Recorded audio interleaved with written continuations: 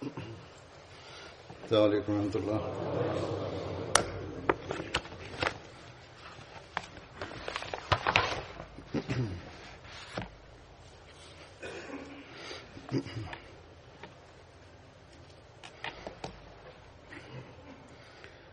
أشهد أن لا إله إلا الله وحده لا شريك له وأشهد أن محمدا عبده ورسوله أما بعد فأعوذ بالله من الشيطان الرجيم بسم الله الرحمن الرحيم الحمد لله رب العالمين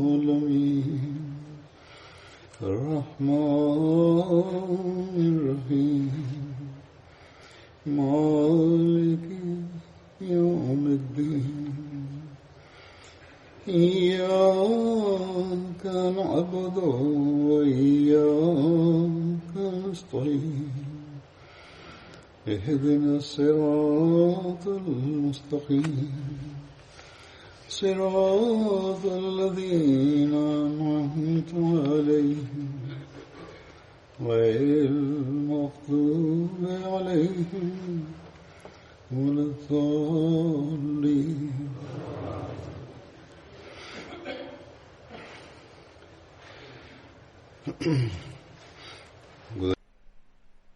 Në hutben e kaluar po ju tregoja për Hazrat Ubada bin Samitin dhe përmendja e tij nuk ishte mbaruar ende. Ka edhe ngjarje dhe rrëfime të tjera në lidhje me të.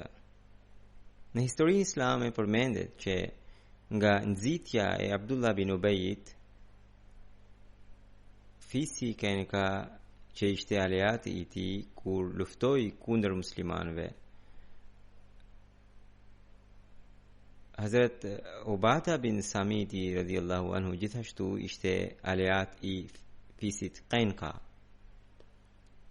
Por për shkak të luftës së tyre, ai u distancua nga ky fis dhe për hir të Allahut dhe të dërguarit të tij sallallahu alaihi wasallam hoqi dorë nga të qenet aliat i fisit Qainqa. Në këto rrethana thuhet se u zbrit ajeti i Kuranit: Ya ayyuhalladhina amanu la tattakhidhul yahuda wan nasara awliya ba'dhuhum awliya'u ba'd wa man yatawallahum minkum fa innahu minhum inna Allaha la yahdil qawma adh-dhalimin. Do me thënë, o ju që besuat, mos i bëni shok hebrejt dhe të krishterët. Ata janë shok të njëri tjetrit. Ai që i bën shok do të jetë prej tyre. Sigurisht, Allahu nuk e udhëzon popullin e padrejtë. Këtu dua të sqaroje se ky ajet nuk e ka kuptimin që asnjëherë nuk duhet të mendoni të jeni të dobishëm për asnjë të krishter a hebre dhe as të keni kontakt me ta. Përkundrazi, kuptimi i ajetit është që nuk duhet të keni miqësi me ata të krishterë dhe hebrejnë të cilët janë duke luftuar me ju. Kjo sepse në një ajet tjetër Allahu i Madhërisht qartazi na ka porositur duke thënë se ai nuk ju ndalon të keni mirësi dhe drejtësi ndaj atyre që nuk kanë luftuar me ju. Pra thuhet në ajetin konkret: La yanhakumullahu 'anil ladhina lam yuqatilukum fi ad-din wa lam yukhrijukum min diyarikum an tabarruhum wa tuqsitu ilayhim inna Allaha yuhibbul muqsitin. Allahu nuk ju ndalon të respektoni ata që nuk luftojnë kundër jush për shkak të besimit tuaj fetar dhe nuk ju kanë dëbuar nga shtëpitë tuaja, të tregoheni të sjellshëm me ta dhe të veproni me drejtësi ndaj tyre. Në të vërtetë, Allahu I do ata që janë të drejtë. Pra, ky ajeti dytë sqaron se në ajetin e parë ndalesa për të ruajtur miqësinë me jo muslimanët është që ju të mos keni dobësi, frikë dhe buratësakri, sepse qëllimi juaj është që të mbështeteni vetëm tek Allahu I Madhërisëm. Dhe nëse përmirësoni gjendjen tuaj të besimit, Zoti I Madhërisëm vetë do të jetë me ju.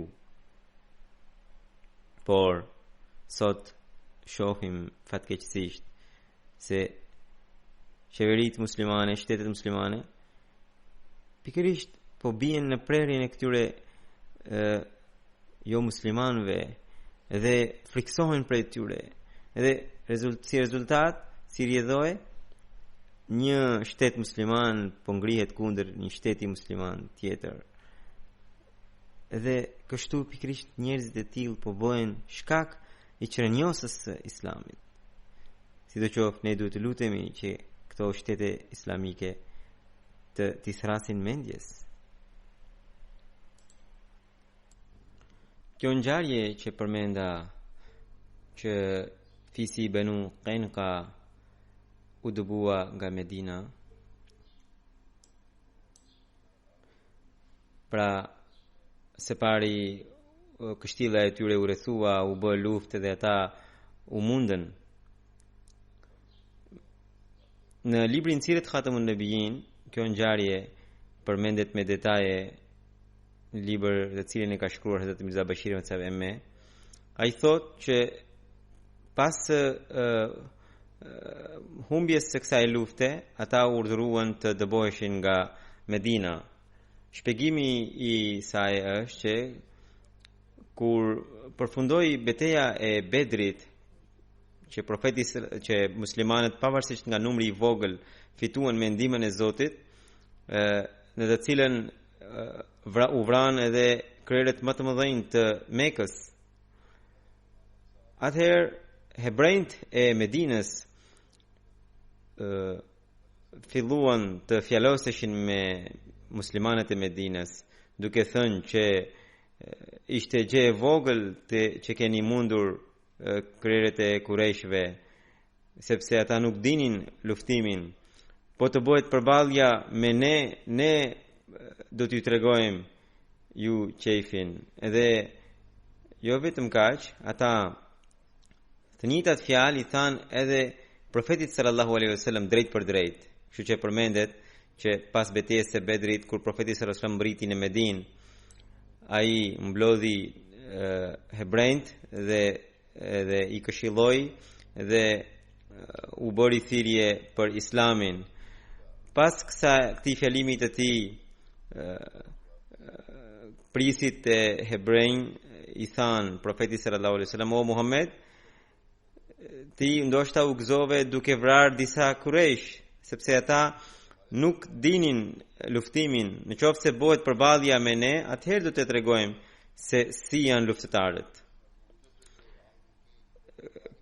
Ky kërcënim nuk ishte me fjalë vetëm, por përmendet që duket se ata kishin planifikuar edhe vrasjen e profetit sallallahu alaihi wasallam në mënyrë të fshehtë. Përmendet që gjatë asaj periudhe Talha bin Bara, I cili ishte një sahab I sinqert, do të ndronte jetë. Ai la një amanet që në qoftë se do të vdes gjatë natës, mos e njoftoni të dërguarin e Allahut sallallahu alaihi wasallam, sepse kam frikë që kur të vi ai gjatë natës për të udhëhequr namazin tim të xhenazes, të bëhet e pritës nga hebrejt që ata do të sulmonin.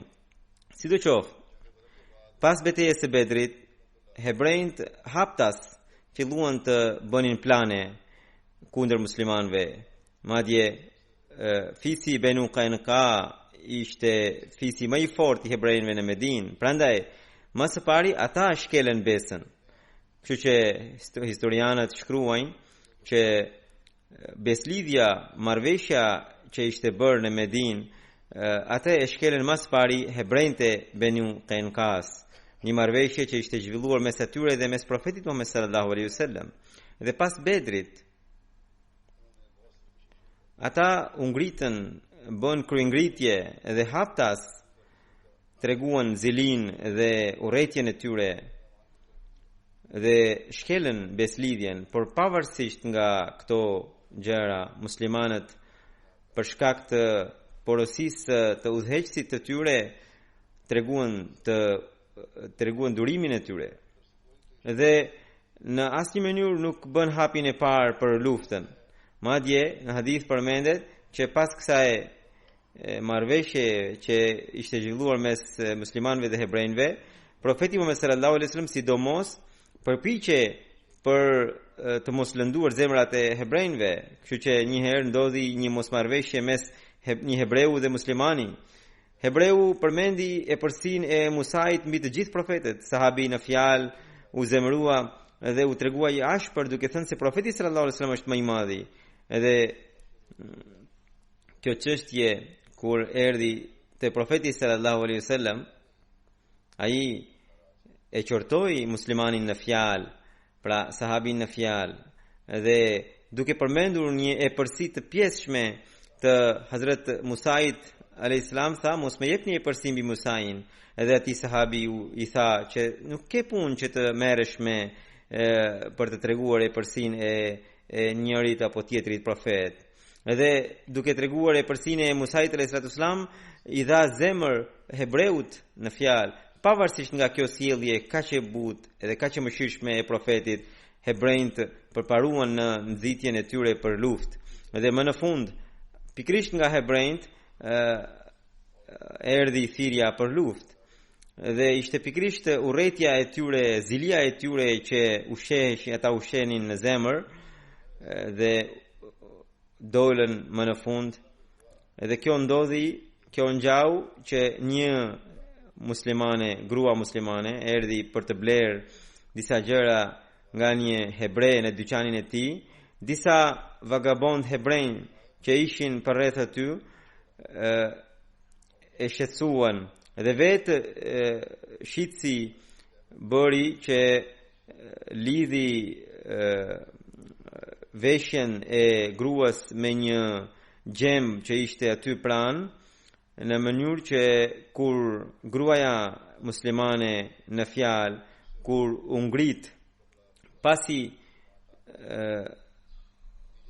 pati shqetësime nga fjalët nënçmuese të hebrejve, ajo u zhvesh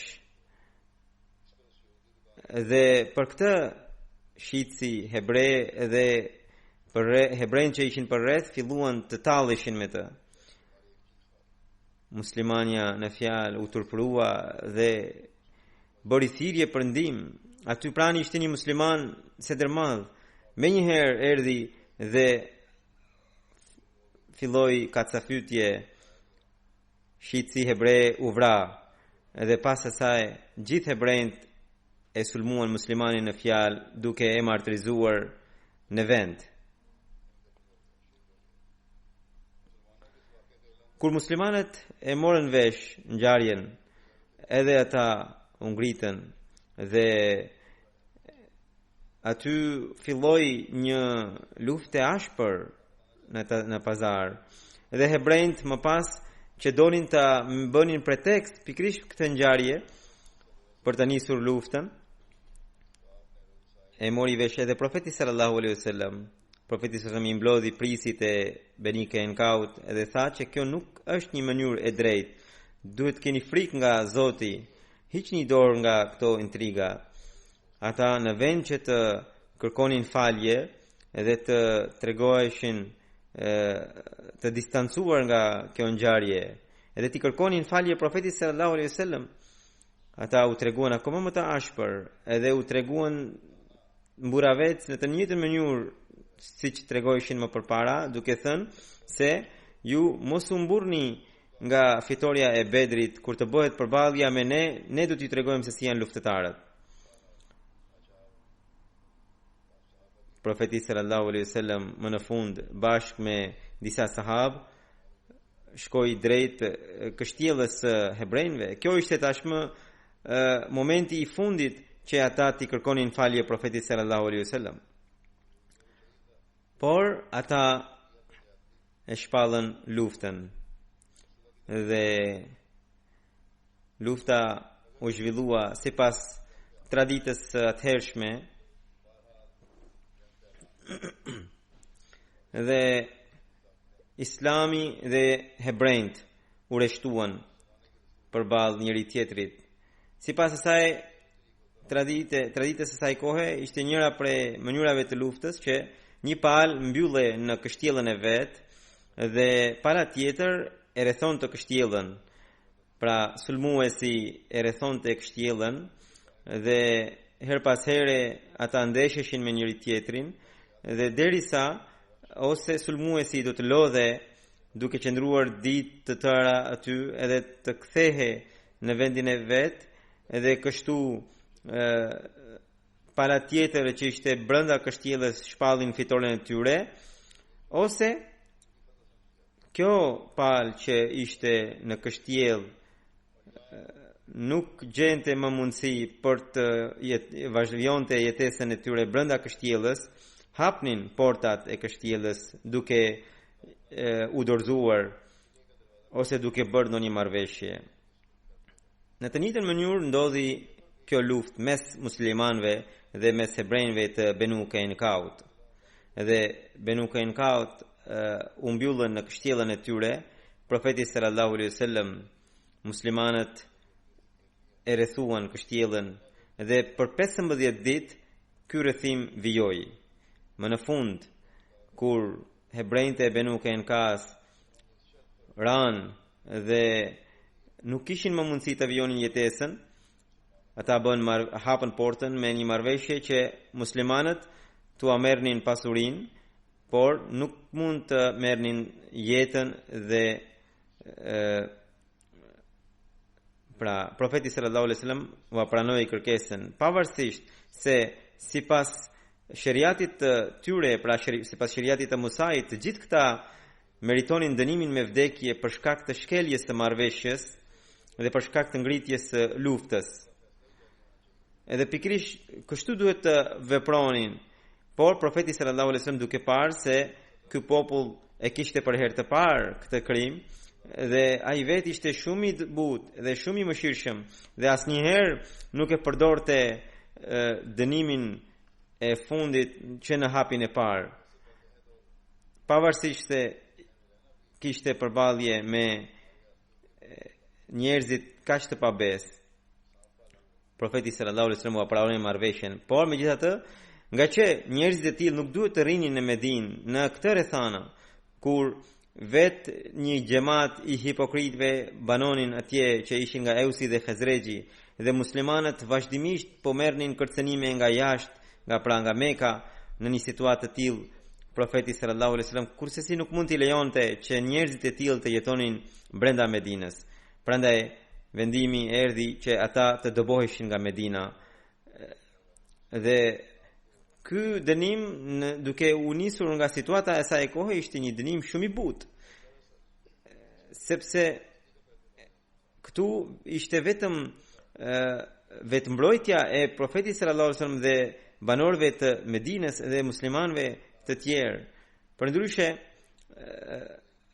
popujt e ndacak të Arabisë e kishin shumë të lehtë të zhvendoseshin nga një vend në një vend tjetër. Ata vazhdimisht bënin një gjë të tillë, sidomos kur një fis nuk kishte pasuri në formë kopshtesh se në formë tokash, siç edhe Benu Kainka nuk e kishin një gjë të tillë.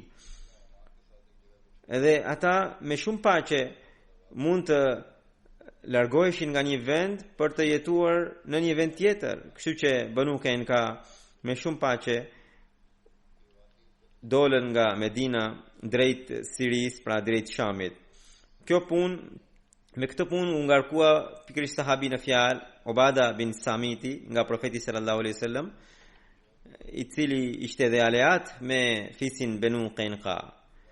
Kështu që Ubada bin Samiti i përcolli deri në një farë distance gjithë Banu Kainkaun edhe më pas u kthye në Medinë. Plaçka që ranë në duart e muslimanëve ishin vetëm mjetet e luftës. Edhe nuk ishte në një gjë të çmueshme. Në lidhje me këtë, edhe libri Siratul Halabia përmend disa detaje. Thuhet që i dërguari Allahu sallallahu alaihi wasallam porositi që këta hebrejnë duhet të dëbohen përgjithmonë nga Medina. Edhe me këtë u ngarkua profeti sallallahu alaihi wasallam ngarkoi Hazrat Ubada bin Samitin dhe dha leje për 3 ditë që hebrejt të brenda 3 ditëve të largoheshin nga Medina. Hebrejt i kërkuan Ubada bin Samitit që kjo leje pra 3 ditore të zgjate edhe pak, por Ubada bin Samiti tha se nuk do t'ju jepet asnjë çast më shumë se sa kaq. Kështu që Hazrat Ubada bin Samiti në mbikëqyrjen e tij i dëboi gjithë këta hebrejt, edhe këta shkuan në Sham dhe aty u vendosën. Hazrat Ubada bin Samiti përmend edhe shumë rrëfime të tjera të profetit sallallahu alaihi wasallam që janë në formë hadithesh. Një rrëfim që vjen prej Hazrat Ubada bin Samitit është që profeti sallallahu alaihi wasallam kishte shumë angazhime. Për këtë arsye, në qoftë se vinte dikush nga muhaxhirët tek profeti sallallahu alaihi wasallam, atëherë profeti atë e dërgonte tek ne, pra tek ensarët, që t'ja mësonim Kuranin. Pra thoshte që merreni edhe jepini mësimin e Kuranit. Kështu që një herë kur profeti sallallahu alaihi wasallam më dha mua që unë t'ja mësoja Kuranin, thot Ubada bin Samiti, ai qëndronte me mua në shtëpinë time e unë e shoqëroja atë në ushqimet e bashkëmentarët e familjes. Kur ai po kthehe pas mësimit të Kuranit në shtëpia e tij, ai mendoi se un kam ndonjë të drejtë ndaj atij për shkak se ai qëndroi kaq ditë tek unë edhe për shkak se ja mësova edhe Kuranin. Dhe për këtë arsye ai më dha në dhuratë një hark shigjetash. Edhe Ubada bin Samiti thot që ky hark ishte një cilësi e kaq të lartë sa që unë nuk e kisha parë të tillë më përpara. Ishte me një dru shumë të pastër dhe ishte shumë i butë. Unë shkova tek profeti sallallahu alaihi wasallam dhe pyeta në lidhje me këtë dhuratë. O i dërguari i Allahut sallallahu alaihi wasallam, çfarë mendimi keni për këtë dhuratë që ai më dha në këtë formë? Profeti tha se këtë e ke një copë zjarri që do ta mbash mes shpatullave. Pra, sepse këtë dhuratë ai ta dha sepse ti ja mësove Kuranin, apo jo? Dhe dhurata që merret në këtë formë është një lloj zjarri që do ta mbash mes shpatullave. Në një rrëfim tjetër përmendet që Hazrat Ubada bin Samiti thotë që unë mësova Kuranin disa prej njerëzve të banorëve të hajatit. Njëri prej tyre më dërgoi një dhuratë, një hark shigjetash. Unë mendova se ky nuk është ndonjë para apo shumë parash as flori, dhe këtë do ta përdor në rrugën e Zotit për të bërë xhihad, në qoftë se do të lindë mundësia. Dhe për këtë arsye e mora dhe pranova, dhe më pas pyeta profetin Muhammed sallallahu alaihi wasallam, edhe ai më tha, në qoftë se dëshiron të kesh një varse zjarri, atëherë pranoje, mbaje.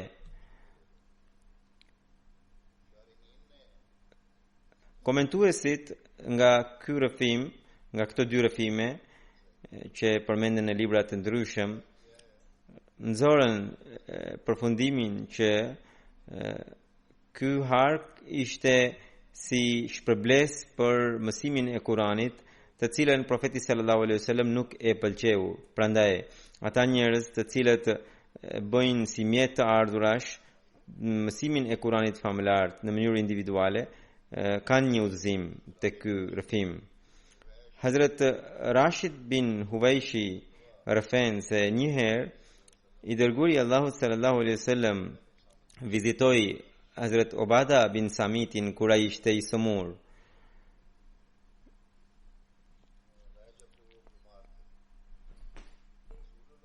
I dërguari i Allahut sallallahu alaihi wasallam tha pra në kohën kur ai ishte pranë Ubada bin Samitit dhe pranë sahabëve të tjerë, profeti sallallahu alaihi wasallam tha: a e dini se cilët njerëz janë dëshmor në umetin tim?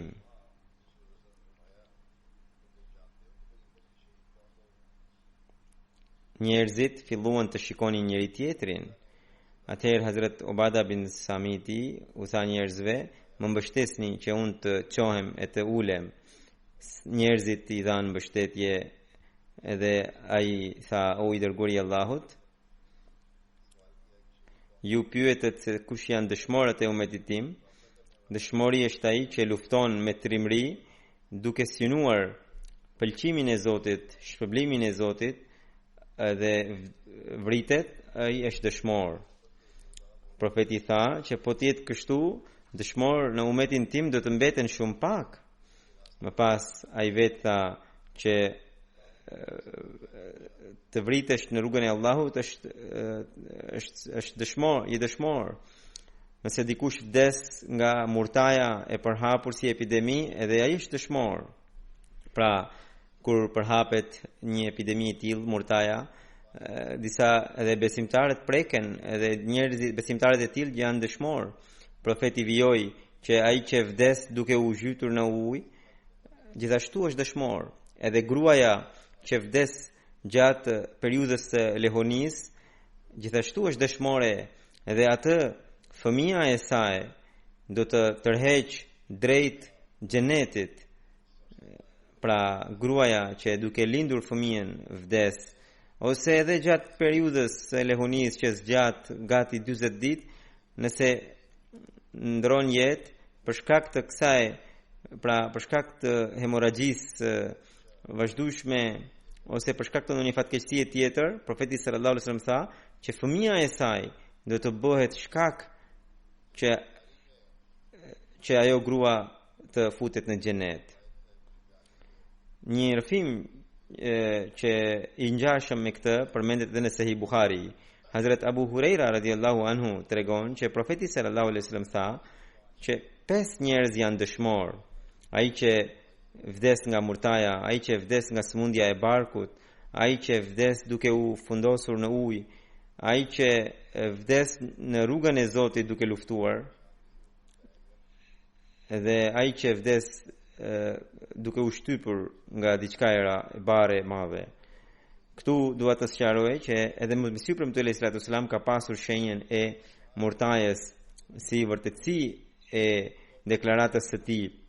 Po këtu ndryshon situata, se këtu murtaja kishte ardhur si formë dëshkimi, por në qoftë se murtaja do të jetë thjesht epidemi dhe vdesin edhe besimtar të ndryshëm, ata janë dëshmor.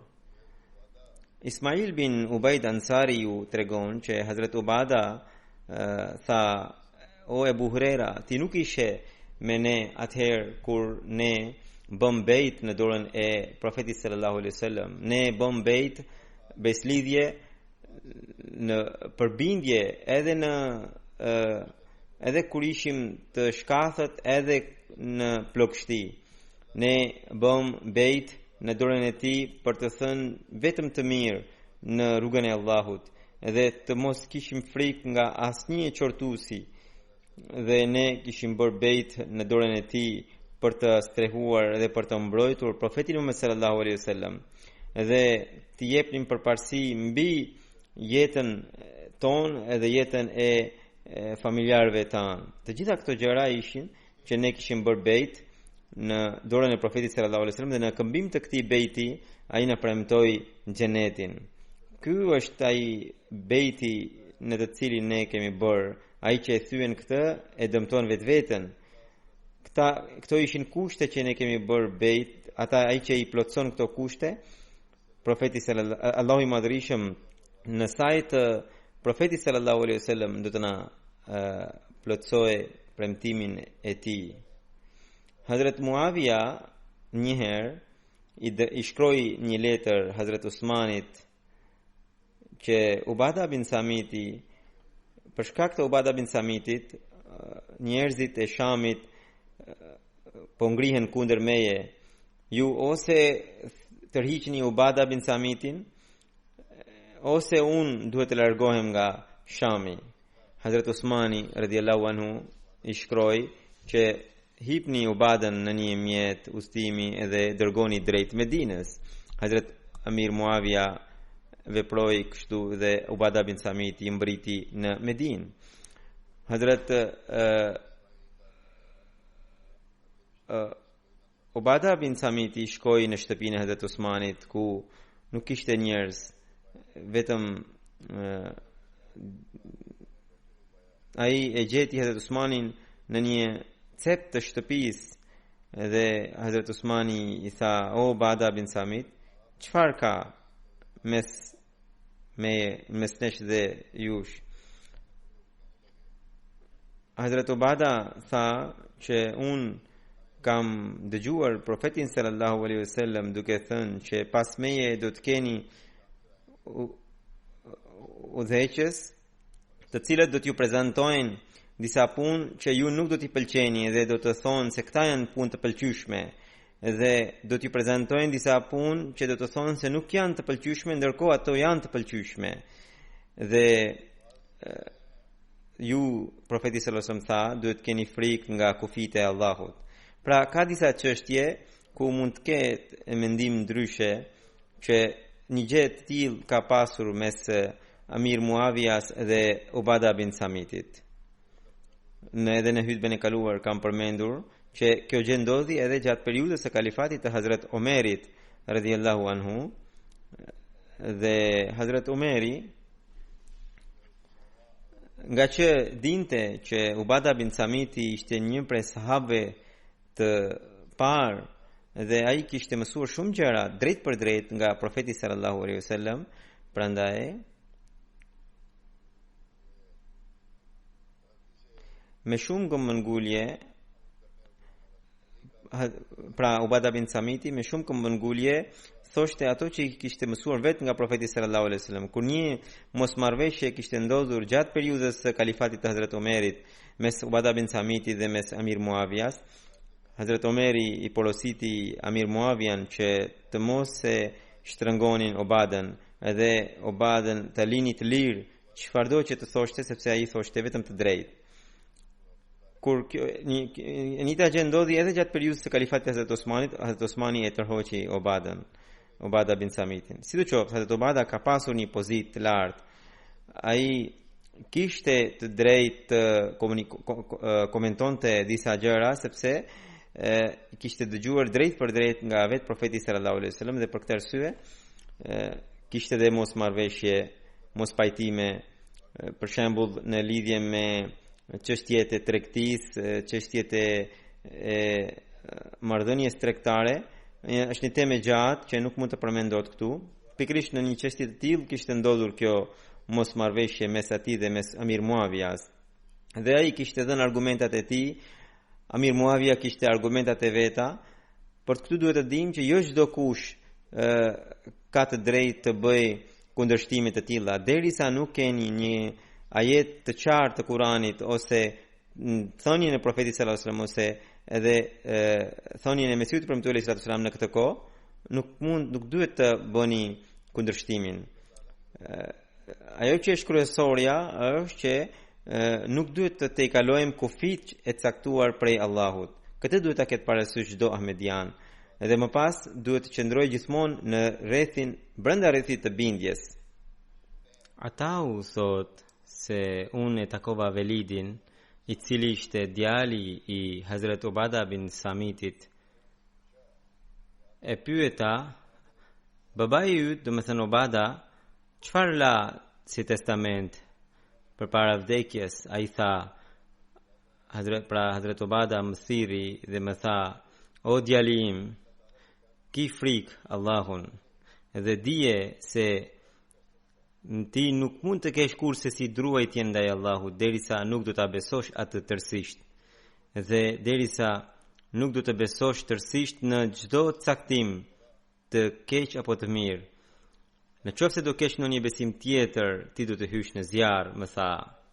Hazrat Anas bin Maliku radhiyallahu anhu rëfen se i dërguari i Allahut sallallahu alaihi wasallam shkonte shpesh në shtëpinë e Hazrat Ummi Haram binti Melhanit, e cila ishte gruaja e Hazrat Ubada bin Samitit. Ajo e ushqente profetin sallallahu alaihi wasallam. Një ditë profeti shkoi tek shtëpia në shtëpinë e saj, ajo i dha bukë dhe më pas filloi të shikonte kokën. Ndërkohë profeti sallallahu alaihi wasallam fjeti dhe ai duke buzëqeshur u zgjua. Hazrat Ummi Harami tha, e pyeta, o i dërguari i Allahut, përse po buzëqesh? Ai tha, në umetin tim disa njerëz u paraqiten përpara meje, të cilët kishin dalë në rrugën e Allahut në betejë. Ata ishin në det, edhe sikur ishin të ulur në frone, edhe sikur të ishin mbretër. E pyeta, o i dërguari i Allahut, lutuni që edhe unë të jem ndër ata. Profeti sallallahu alaihi wasallam bëri dua për Hazrat Ummi Haramin. Më pas profetin sallallahu alaihi wasallam përsëri e zuri gjumi dhe përsëri ai u zgjua duke buzëqeshur. E pyeta, o i dërguari i Allahut, përse po buzëqesh? Ai tha, mu paraqitën disa njerëz të cilët dolën në rrugën e Allahut në xihad, dhe përsëriti të njëjtën gjë që tha më përpara. I thash, o i dërguari i Allahut, lutju Zoti që Zoti edhe mua të më bëjë ndër ta. Ai tha, ti çfarë je i bashkuar me ta? Kështu që Hazrat Ummi Harami në kohën e Muavijas bi Abi Sufjanit mori pjesë në një betejë detare, edhe kur doli nga deti u rrëzua nga kafsha e saj dhe ndroi jetë. I dërguari i Allahut sallallahu alaihi wasallam shkonte në shtëpinë e Ummi Haramit për arsye sepse ajo ishte e afër me ngushtë me profetin sallallahu alaihi wasallam. Pra jo për atë arsye që ishte shoqja e bashortja e një sahabi dhe i shkonte shpesh. Jo, në lidhje me Ummi Haramin, thuaj Ummi Haram Milhan bin Khalid ishte vajza e fisit Bani Najjar, edhe ishte halla e Enesit. Nana e saj Ummi Selim, nana e saj ishte motra e Ummi Selimit. Edhe Ummi Selimi edhe Ummi Harami kishin lidhje farefisnore me profetin sallallahu alaihi wasallam, ose për shkak të qumshtit ose për shkak të një lidhje të ngushtë. Të dyja ishin tezet e profetit sallallahu alaihi wasallam, pra një lidhje që ndalon martesë me ta. Pra rrëfimtar të ndryshëm, historianë të ndryshëm pra tregojnë lidhje të ndryshme farefisnore me profetin sallallahu alaihi wasallam, por për një gjë të gjithë janë të sigurt e të bashkuar të një mendimi që profeti sallallahu alaihi wasallam ka pasur një lidhje të afër me Hazrat Ummi Haramin. Hazrat Ummi Harami kur e pranoi Islamin, ajo bëri bet në dorën e profetit sallallahu alaihi wasallam. Dhe në kohën e Hazrat Usman Dhun Nurejnit, pra në Hazrat Usman bin Affanit, kalifit të tretë, bashkë me të shoqin Ubada bin Samitin, që ishte një sahabi i nderuar, mori pjesë në betejë në xihad, edhe pikërisht në tokën e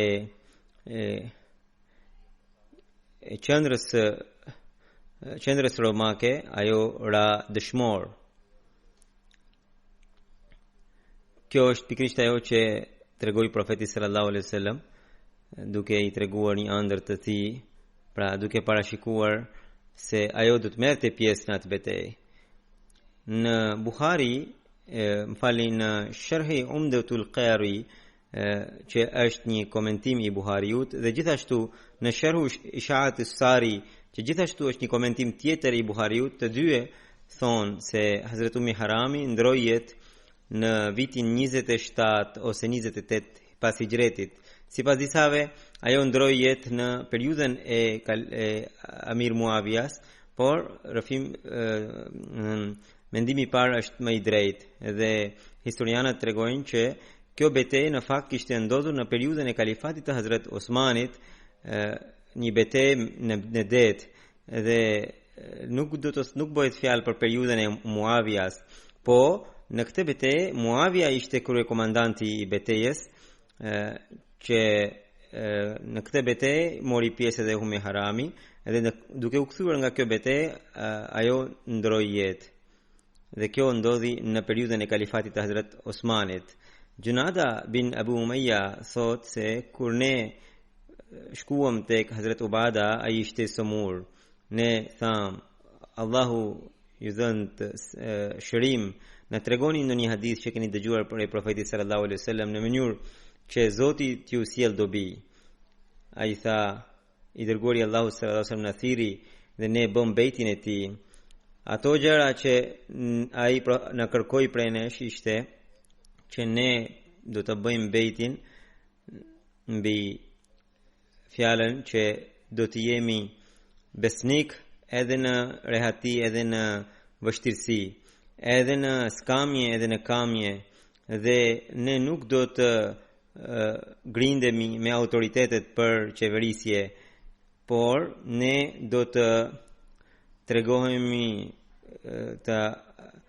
ne do të kundërshtojmë vetëm për çështje që janë të hapura dhe që janë të mohimit, edhe që kundërshtojnë qartësisht ajetin e Kuranit. Senabi tregon që unë kam shkuar tek Ubada bin Samiti, ndërkohë ai ishte në gramat e vdekjes. Unë fillova të qaja, ai më tha pse po qan, dhe më tha, në qoftë se më kërkohet dëshmia për Zotin, unë do të dëshmoj në krahun tënd. Në qoftë se më kërkohet ndërmjetësimi, unë do të ndërmjetësoj për ty. Në qoftë se do të më kërkohet ndihma, në qoftë se do të kem fuqi, do të të ndihmoj ty. Unë të kam treguar çdo hadith përveç njërit që tani do të tregoj. Pra, po të tregoj në kohën kur unë jam në thetrat e vdekjes. Unë kam dëgjuar profetin sallallahu alaihi wasallam, ai thoshte se ai që dëshmoi se nuk ka zot tjetër përveç Allahut dhe Muhamedi është rob i dërguari i Allahut, Allahu e ka ndaluar zjarrin për ta. Pra, ai është musliman. Allahu ja ngrit nivelet në xhenet këtyre sahabëve. Ata na sollën disa gjëra që janë mjetë përparimi dhe mjetë të zhvillimit shpirtëror për ne, përveç dijes në japin një metodë, një kod jetese. Tani do të përmend disa të vdekur dhe pas namazeve do të drejtoj edhe gjenazet e tyre. E para është Said Suqia sahibit, që ishte nga Siria, ndroi jetë më 18 prill. Njoftimi erdhi me vonesë, prandaj edhe gjenazja po falet me vonesë. Inna lillahi wa inna ilaihi rajiun.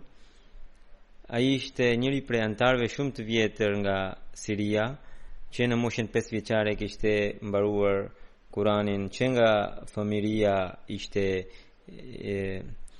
njifte mirë rregullat e tajvidit dhe shumë ahmedianëve u mësoi Kuranin. Munirul Hasani sahibi e besonte shumë. Ai mbaroi shkollën e lartë për juridikun dhe fillimisht ushtronte profesionin e tij si avokat, mirë po nuk i pëlqeu dhe pastaj ndoqi rrugën e mësimdhënies, edhe kaq shumë përparoi sa që në të gjithë vendin në të gjithë Sirin ishte bërë një mësues, një prej mësuesve të famshëm të vendit dhe arriti deri në postin e headmasterit. Ditën e para disa ditësh kur u publikuan të gjithë librat e Mesiut të Premtuar alayhi salatu wasalam në gjuhën arabe, thoshte se unë që kaq kohë që jam ahmedian, tani po kuptoj se çfarë perlash ka lënë Hazrat Mesiu Premtuar alayhi salatu wasalam. Edhe tani po i lexoj të gjithë librat e tij dhe thoshte se tani unë do të po marr dijen nga e para të Islam Ahmediatit. Ai ishte shumë bujar, shumë i virtytshëm, shumë i shoqërueshëm edhe shumë sedermadh dhe ndihmonte njerëzit pa asnjë lloj interesi. Çdo kush që e njifte për shkak të këtyre virtyteve të tij e donte shumë. Ishte shumë i zënë në punën e tij, buzëqeshur, njeri i sinqert, bashkëshort i denj dhe kishte një rreth të gjerë shokësh, shumë i përpikt në namazet dhe në kontributet financiare. Disa herë gjithë shumën që merrte ja jepte në rrugën e xhamatit. Ai la pas 3 djemë e 3 vajza, djali i madh Muhamedi dhe djali i vogël Xhelaluddini janë ahmedian. Allahu e mëshiroft dhe e ngrit në nivelet në xhennet. Edhe fëmijët e tij tjerë u bofshin të pranonin Islamin e vërtet. Gjenazia e dytë është e Tayyib Ubeidi sahibit nga Tunizia, që ndroi jetë më 26 qershor në moshën 70 vjeçare. Inna lillahi wa inna ilaihi rajiun. Ai ishte ahmediani i vetëm në zonën e tij. Ishte shumë besnik dhe donte shumë xhamatin dhe kalifatin. Gjithë jetën e kaloi në shërbim të Kuranit, e donte shumë Kuranin edhe e përkujtonte shumë Allahun. Kur u njoftua me xhamatin dhe kuptoi se xhamati është i vërtet, më njëherë dërgoi letrën për bejtin në qendër.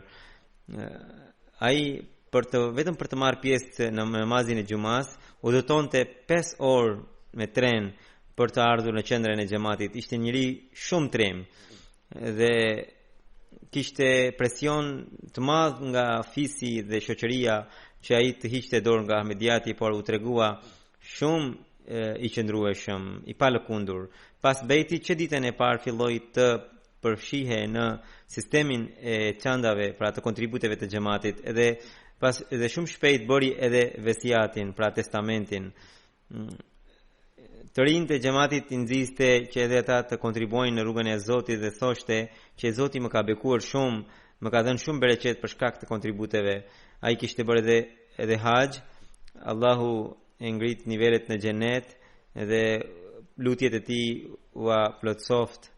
Gjenazia e tretë është së ndjerës Amatu Shakur sahibës, e cila ishte vajza e madhe e Hazrat Kalifit të tretë, rahimahullahu taala. Më 3 shtator ajo ndroi jetë në moshën 79 vjeçare. Inna lillahi wa inna ilaihi rajiun. Siç u thash, ajo ishte vajza e Hazrat Kalifit të tretë të Mesiut të Premtuar. Edhe kështu ishte edhe mbesa e Hazrat Muslim Maudit, pra të birit të premtuar. Nga dajet ajo ishte mbesa e Hazrat Nawab Muhammad Ali Khan sahibit. Ajo lindi në prill të vitit 1940 në Kadian. Mësimet e para i kreu në Kadian, më pas shkollën e lartë e kreu në Lahore. Ajo u martua 2 herë. Në martesën e saj të parë, që ishte me Nawab Abdullah Khan sahibin, ajo ka fëmijë, pra 2 djem e 3 vajza. Një djali i saj, Amir Ahmed Khani, është edhe i dedikuar, që aktualisht shërben në zyrën e Tahrik e Jadidit, dhe 2 nipër të saj janë student në fakultetin e xhamatit për të bërë misionar.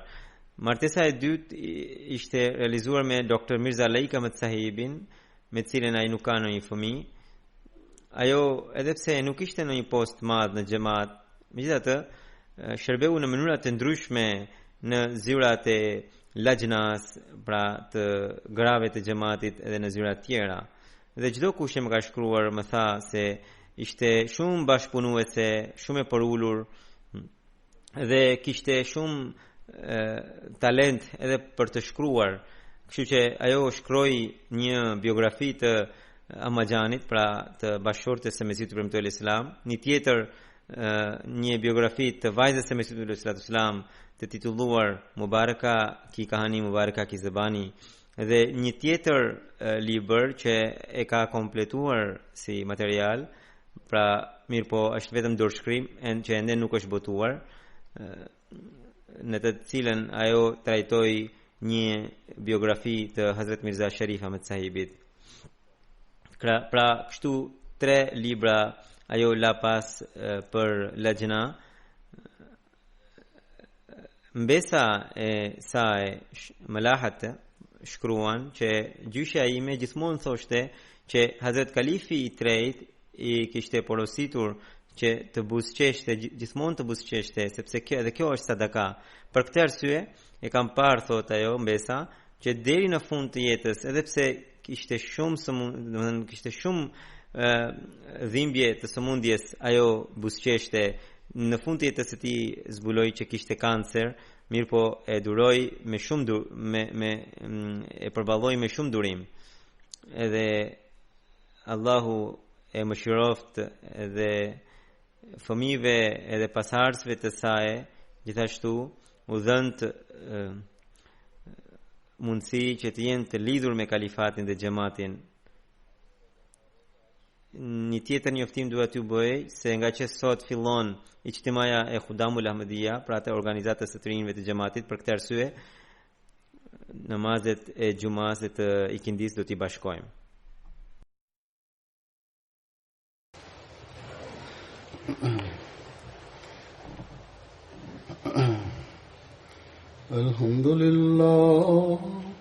Alhamdulillah nahmaduhu wa nasta'inuhu wa nastaghfiruh wa nu'minu bihi wa natawakkalu alayhi wa na'udzu billahi min shururi anfusina wa min sayyiati a'malina. Man yahdihillahu fala mudilla lahu ومن يضلل فلا هادي له ونشهد أن لا إله إلا الله ونشهد أن محمدا عبده ورسوله. عباد الله رحمكم الله إن الله يأمر بالعدل والإحسان وإيتاء ذي القربى وينهى عن الفحشاء والمنكر والبغي يعظكم لعلكم تذكرون. اذكروا الله يذكركم وادعوه يستجب لكم ولذكر الله أكبر.